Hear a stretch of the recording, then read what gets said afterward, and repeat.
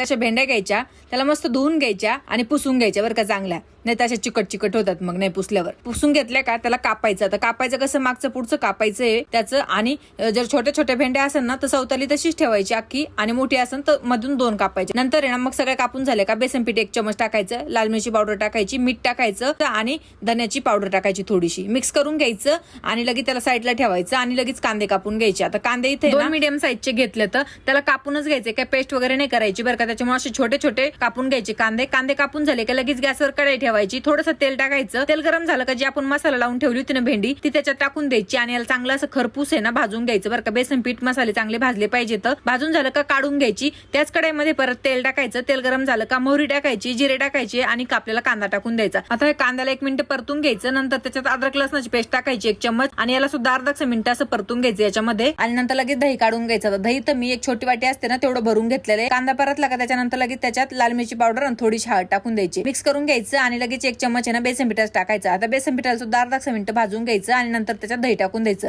आता दही टाकल्याच्या नंतर आहे ना चांगलं पटापटा मिक्स करायचं बरं का, नाही तर दही असं फुटतं. त्याच्यामुळे चांगलं मिक्स करायचं, मीठ टाकायचं चवीपुरतं आणि लगेच ही भेंडी त्याच्यामध्ये टाकून द्यायची बरं का. आता झाकण ठेवायचं, बारीक गॅस करायचं आणि 2 मिनिटासाठी याला असंच ठेवून द्यायचं. नंतर झाकण काढलं का असलं भारी तेल सुटलेलं असतं याला. चांगलं मिक्स करून घ्यायचं. पाणी टाकायचं. आता पाणी तर जास्त पण नाही टाकायचं, चांगली ग्रेव्ही अशी पाहिजे आपल्याला, त्याच्यामुळे थोडंच पाणी टाकायचं. आणि आता बारीक मीडियम गॅसवर याला चांगलं 7-8 मिनिटं आहे ना उकळून घ्यायचं बरं का. मस्त भेंडीला असं शिजून घ्यायचं थोडंसं. नंतर गॅस बंद करायचं आणि मग काय गरमागरम अशी प्लेट मध्ये लगेच काढून घ्यायची बरं